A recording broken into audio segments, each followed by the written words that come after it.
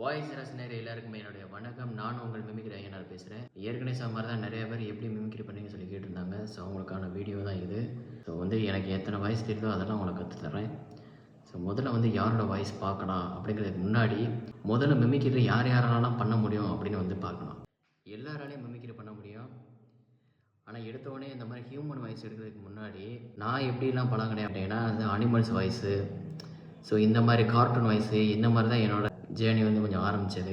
Animals voice நிறைய அவரோட voice connectivity ஆகும். ஸோ அதை நீங்கள் எடுத்தீங்க அப்படி ஹியூமன் வாய்ஸ் எடுக்கும்போது உங்களுக்கு ஒரு சில விஷயங்களை நீங்கள் லெசன் பண்ணுறதுக்கு ரொம்ப ஈஸியாக இருக்கும். அப்போ இதோட கனெக்டிவிட்டி தான் அந்த வாய்ஸு அப்படிங்கிறது உங்களுக்கு தெரிய ஆரம்பிக்கும். ஸோ அதனால் நீங்கள் அனிமல் வாய்ஸ் முதல்ல ட்ரை பண்ணிங்க அப்படின்னு சொன்னால் எந்த வாய்ஸுமே ஈஸியாக எடுக்கலாம். ஸோ கைஸ் இதுக்கு ஒரு சின்ன எக்ஸாம்பிள். நம்ம ஆடு கத்துற வாய்ஸை வச்சு நம்ம 2 வாய்ஸ் எடுக்க முடியும். ஸோ அது ஒரு எக்ஸாம்பிளை சொல்லித்தரேன். ஸோ எப்படின்னு பாருங்கள். ஆடு எப்படி கத்தும்?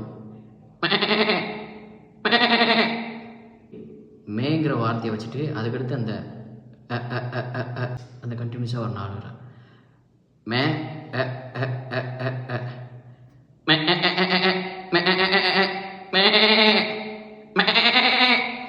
ஸோ இப்படி ஆடு கத்துறது இல்லையா? ஸோ இதுலேருந்து ஒரு வாய்ஸ் எடுக்கலாம். அது யார் வாய்ஸ் பார்த்தீங்கன்னா நம்ம சிவகுமார் சார் வாய்ஸ்.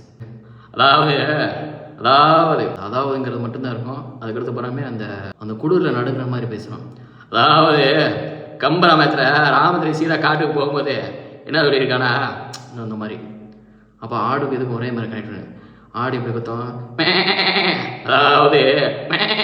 அதாவது கம்பராமாயணத்தில் ஸோ அந்த மாதிரி தான்.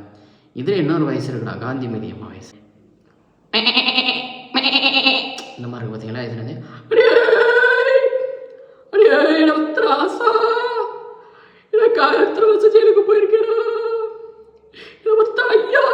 ஆடு கத்துற வாய்ஸை வச்சு இந்த 2 வாய்ஸ் இருக்கலாம். ஒரு எல்லா வாய்ஸ்லையுமே ஒவ்வொரு வாய்ஸ் ஒளிஞ்சிருக்கு. ஸோ இவங்க வாய்ஸ் வச்சு இன்னொன்று அதை வச்சு இன்னொன்று. ஸோ ஒன்று நீங்கள் எடுக்க ஆரம்பிச்சிங்க அப்படின்னு சொன்னால் அதை வச்சு கனெக்டிவிட்டி எல்லா வாய்ஸுமே கொஞ்சம் கஷ்டப்பட்டு எடுத்துடலாம். ஆனால் ஒரு வாய்ஸ் எடுத்துட்டீங்க அப்படின்னு சொன்னால் அதை வச்சு ஒரு வாய்ஸாக நீங்கள் எடுக்க ஆரம்பிச்சிடலாம். ஸோ இது நான் அனுபவத்தில் நான் கற்றுக்கிட்ட விஷயம். ஸோ வாய்ஸ் உங்களுக்கு பிடிச்சிருக்குன்னு நினைக்கிறேன். ஸோ இதே மாதிரி தான் வாய்ஸ் நீங்கள் எடுக்கணும் அப்படின்னு ஆசைப்பட்டால் முயற்சி, 2வது பயிற்சி அதிகமாக எடுக்க உங்களுக்கு எல்லா வாய்ஸுமே ஈஸியாக வரும். அது அப்படின்லாம் கிடையாது, எல்லாவராலையும் வாய்ஸ் எடுக்க முடியும். ஸோ வாய்ஸ் இன்னொன்று பார்த்தீங்கன்னா நீங்கள் ஒருத்தரோட வாய்ஸ் எடுக்க போகிறீங்க, முதல்ல அவருடைய படத்தை நீங்கள் அதிகமாக லிசன் பண்ணணும். அவரோட ஆக்டிவிட்டீஸை ஃபுல் அண்ட் ஃபுல் வாட்ச் பண்ணணும். ஸோ அவர் எப்படி எந்த இடத்துல ஃபேஸ் ரியாக்ஷன் பண்ணுறாரு, நடைகள், அந்த பேசுகிற ஸ்டைலு இதெல்லாம் எப்படி இருக்குது, என்ன இருக்குது, அதெல்லாம் பார்த்து அவரோட மேனேஜ் நீங்கள் கற்றுக்கணும். ஸோ அவர் எப்படி நடக்கிறார், அவர் எந்த மாதிரி பார்க்குறாரு. ஸோ இதை வச்சு தான் உங்களுக்கு வாய்ஸ் பேசும்போது அண்ட் 2 ஒன்றாகும்போது ஸோ முதல்ல body language mimicry important. So அதை வச்சு தான் வாய்ஸ் எடுக்கும்போது உங்களுக்கு 2 மேட்ச் ஆகி கனெக்டிவிட்டி ஆகி போகும். பாடி லாங்குவேஜ் இல்லாமல் நீங்கள் பேசுகிறீங்க அப்படின்னு சொன்னால் அவங்களுக்கு நீங்கள் யாரோட வாய்ஸ் பேசுகிறீங்கன்னே தெரியாது. ஸோ அது நல்ல எக்ஸ்பீரியன்ஸ் ஆனதுக்கப்புறம் நீங்கள் பாடி லாங்குவேஜ் இல்லாமல் நீங்கள் இது பண்ணலாம். ஆனால் முதல் கற்றுக்குறீங்க அப்படின்னு சொன்னால் ஒரு சில விஷயங்கள் அவங்க நீங்கள் நோட் பண்ணால் மட்டும்தான் உங்களால் இது கற்றுக்கிட முடியும்.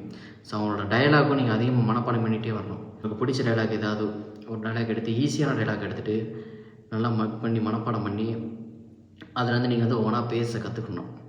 ஸோ இது இதில் இம்பார்ட்டண்டான விஷயம். ஸோ இது இருந்தால் மட்டுமே நீங்கள் எந்த ஒரு வாய்ஸும் ஈஸியாக பேச முடியும். ஸோ கைஸ் எல்லாருக்கும் புரிஞ்சிருக்குன்னு நினைக்கிறேன். ஸோ இது ஒரு பேசிக்காக வச்சு நீங்கள் அப்படியே ஒவ்வொரு ப்ராக்டிஸ் பண்ண ஆரம்பிங்க.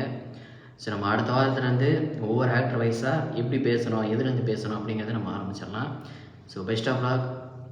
வீடியோ கண்டினியூஸாக பாருங்கள். பார்த்தா தான் உங்களுக்கு எல்லாமே புரியும். மறக்காமல் சேனலை சப்ஸ்கிரைப் பண்ணிடுங்க.